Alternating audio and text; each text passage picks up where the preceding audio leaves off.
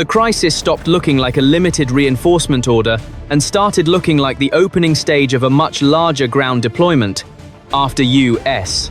commanders made an emergency decision to push an additional 3,000 Marines toward the Middle East border region. Every available transport channel was activated, and the first visible sign of that shift was the sight of Marines already lined up beside their V-22 Ospreys, fully loaded, fully armed, and waiting for the order to move. That is why this moment matters so much. A rapid troop transfer on its own is serious enough, but when the order is urgent, when multiple bases begin moving personnel at the same time, and when the first lift package launches with combat gear, rifles, body armor, helmets, and loaded packs already in place, the meaning changes immediately. This is no longer a precaution. It is the front edge of a larger military buildup designed to put combat-ready forces into the region before the next phase of the war fully unfolds. And the pace tells you even more than the numbers. The rear ramps dropped, the Marines boarded in sequence, the ramps closed, the rotors spun up, and the aircraft lifted off toward ships already stationed in the theater, where another wave of personnel was waiting to move forward. Once that kind of relay begins, the deployment stops being a single airlift and becomes a live pipeline of combat power. The most important point is simple. Forces are not moved this way unless commanders believe timing matters more than comfort and speed matters more than visibility. The line that defines the entire picture comes early and hits hard. The order was urgent. That is the phrase that turns a troop movement into a warning that something larger may already be in motion. The real significance of this deployment is not simply that 3,000 additional Marines are being pushed toward the region. It is that Washington appears to be building two layers of pressure at the same time. A forward ground shield, strong enough to reinforce exposed positions before the next rupture begins, and a transport pipeline large enough to keep personnel, ammunition, and support gear flowing behind the first wave. That is what turns this from an emergency airlift into a genuine shift in military posture. Everything in the setup points to scale, not symbolism. A movement package built around roughly 24 to 36 V-22 Ospreys, backed by repeated lift cycles, could move combat personnel and gear across 400 kilometers to 900 kilometers arcs far faster than a slower buildup by convoy or sea lift. And that matters because speed is often the line between reinforcement and reaction. Once aircraft are lifting Marines in sequence, while ground crews prepare the next wave with fuel, ammo, medical kits, and load bundles that can run into 2,000 pounds to 8,000 pounds per aircraft, depending on configuration, the issue is no longer whether the United States is concerned. The issue is how close commanders think the next break in the battlefield may be, and the force structure matters just as much as the aircraft count. A package of 3,000 Marines can mean perimeter defense for 2 to 4 major facilities, rapid reaction platoons, runway security teams, air defense support, convoy escort, and reserve staging all at once depending on where those units land. That is why one Marine Corps phrase fits this moment so well: America's 911 Force. It captures the larger truth that these troops are not being moved for optics. They are being moved because commanders want real combat weight in place before the region tips into the next phase. So this is the real framework going forward. The war is no longer being shaped only by missiles, airstrikes, or headlines. It is being shaped by who can move force first, who can sustain it over distance, and who can turn urgency into usable military mass before the next phase fully breaks open. The first hard edge of this deployment is mobility, because once the Marines begin moving, the entire operation stops being theoretical. A V-22 Osprey can cruise at roughly 270 knots, carry more than 20 troops depending on loadout, and push men and equipment forward far faster than a slower rotary wing buildup, which means a wave of even 12 to 18 aircraft can start shifting hundreds of Marines in a very short window. That is why the lift itself matters more than the headline number, and the aircraft are only part of the story. Once Marines board with rifles, radios, body armor, ammunition, medical kits, and mission packs that can add up to 80 pounds to 120 pounds per man, the operation becomes more than a troop transfer. It becomes a rapid insertion of fighting weight, and that is exactly why one line often used by US commanders fits so well here: speed is security. So the first real military consequence is already clear. The moment those aircraft begin cycling forward, Washington is no longer just talking about protecting the region. It is physically moving combat power into the map, and once that starts, the next question is not whether the force can arrive, but how much can be in place after the first 1 to 3 lift waves. The next layer of pressure is tempo, because a deployment of this size is not sustained by aircraft alone. It also depends on how fast crews can turn those aircraft around, refuel them, reload them, and push the next wave out without losing momentum. And in a surge operation, that can mean moving fuel loads in the tens of thousands, palletized gear counted by the ton, and enough spare parts to keep dozens of aircraft from slipping out of rotation after only 1 or 2 hard cycles. That is why the support footprint matters almost as much as the Marines themselves.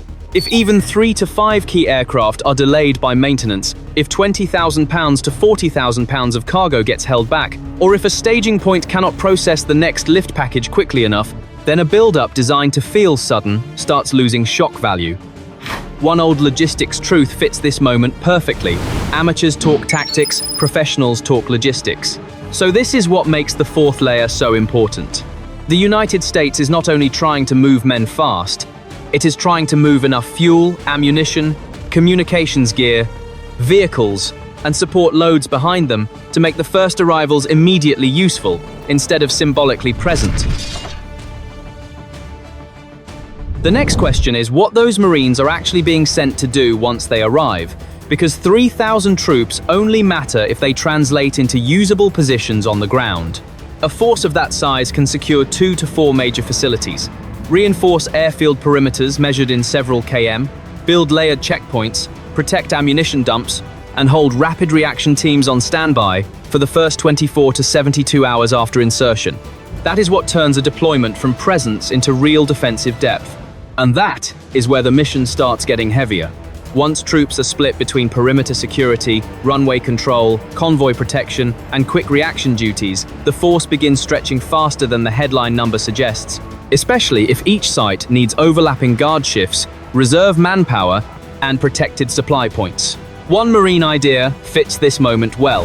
Every Marine, a rifleman. So this is the 5th layer now coming into view.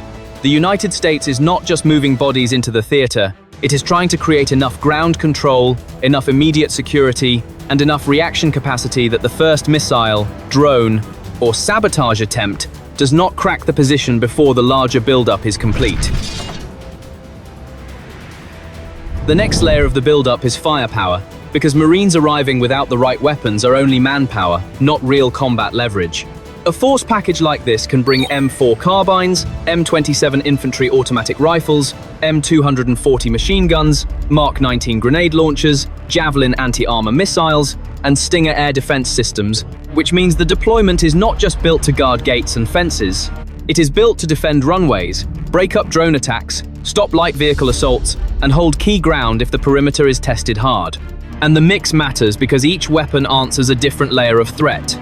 A Javelin can engage armored vehicles at around 2,500 m. A Stinger is designed to threaten low-flying aircraft and helicopters. The M240 gives sustained suppressive fire, and the Mark 19 can hit exposed targets with 40mm grenades far beyond rifle range. That is why one Marine Corps line fits this moment so well. Weapons are only useful if they arrive where the fight is going. So, this is what makes the 6th layer important. The United States is not just flying Marines into the region, it is moving a weapons set that can turn those Marines from a security presence into a force that can actually hold a base, survive a first strike, and punish whatever comes through the perimeter next. The next layer is coordination, because once 3,000 Marines, dozens of aircraft, and multiple weapon systems start arriving in the same battle space, the problem is no longer only movement or firepower, it becomes command and control. Who secures the runway? Who covers the outer perimeter? Who tracks the drone threat? Who protects fuel points? And who stays in reserve if one sector breaks first? A buildup can look massive on paper, but if units are split across 3 to 6 separate tasks without tight coordination, its combat value can thin out very quickly. That is why communications gear, radar feeds, and response timing matter almost as much as rifles and missiles.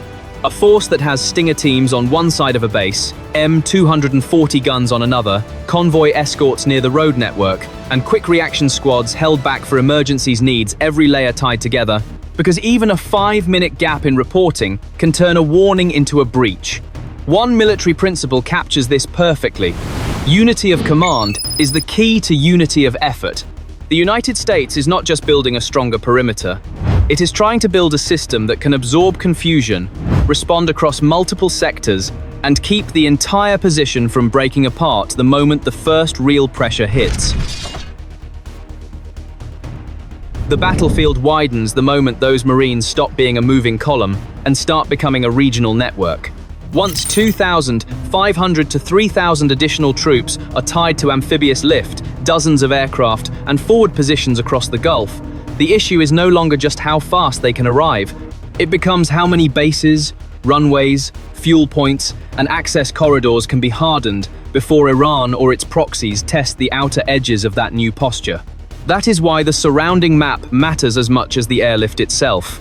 A reinforcement package like this can spread across multiple sites, protect airfields measured in several km, reinforce ammunition and fuel storage areas, and build overlapping security around logistics nodes that would otherwise stay exposed if the region absorbs another missile or drone wave. Reuters noted that the US was sending the USS Tripoli and 2,500 additional Marines to the region, while AP separately reported that Marines were being deployed as the fighting widened, and together, those moves point to the same conclusion. This is no longer just a transport operation, it is a theater-wide reinforcement pattern. One line from Reuters captures the strategic logic cleanly. The U.S. was sending additional forces to the region, including the USS Tripoli, along with its Marine Expeditionary Unit. So this is where the 8th layer becomes clear. The first aircraft may carry the men, but the real purpose is to turn scattered Allied positions into a connected defensive web before the next rupture forces those bases to stand on their own. The deeper significance of this deployment is that it does not look like a short-term patch anymore. Once 3,000 Marines, assault aircraft, and follow-on support begin moving into the same theater, the question stops being whether Washington wants a stronger regional posture and becomes whether the United States is preparing for a conflict that could demand sustained ground security, repeated reinforcement, and far more physical presence than the first airlifts alone would suggest. A buildup like that is not measured only in troop numbers, but in how many bases, corridors, and contingency points it is designed to hold at once. That is why the political reading now matters almost as much as the military one.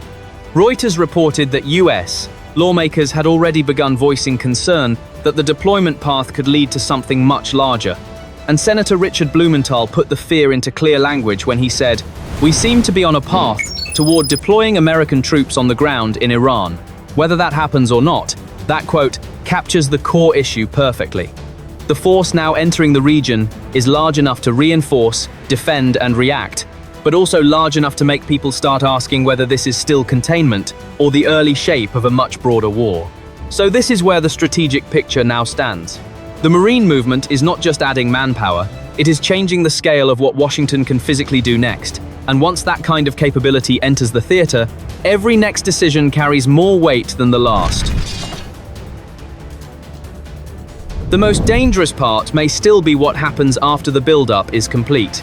If 3,000 Marines, reinforced aviation assets, and forward-positioned weapons are all in place before the next Iranian move lands, then the next exchange will not just be another warning shot across the region. It could become the moment this crisis shifts from reinforcement and deterrence into direct confrontation across multiple bases, multiple corridors, and multiple fronts at once. That is why this final stage matters so much. The first airlifts may have shown speed, the next waves may show staying power, but the real question is whether this growing USS posture is enough to stabilize the map, or whether it simply creates a larger military footprint for Iran and its partners to test. Reuters summed up the broader concern clearly when it reported growing fears in Washington that the United States could be pulled deeper into the conflict, while AP's reporting on fresh Marine movements and regional escalation shows how quickly a defensive reinforcement can start looking like the front edge of a much wider war. As one blunt assessment put it, we seem to be on a path toward deploying American troops on the ground in Iran. If you want more updates like this, make sure to subscribe so you do not miss the next major turn in this war. Because if the next strike lands after this buildup is fully in place, the next chapter may not be about deployment anymore. It may be about first contact.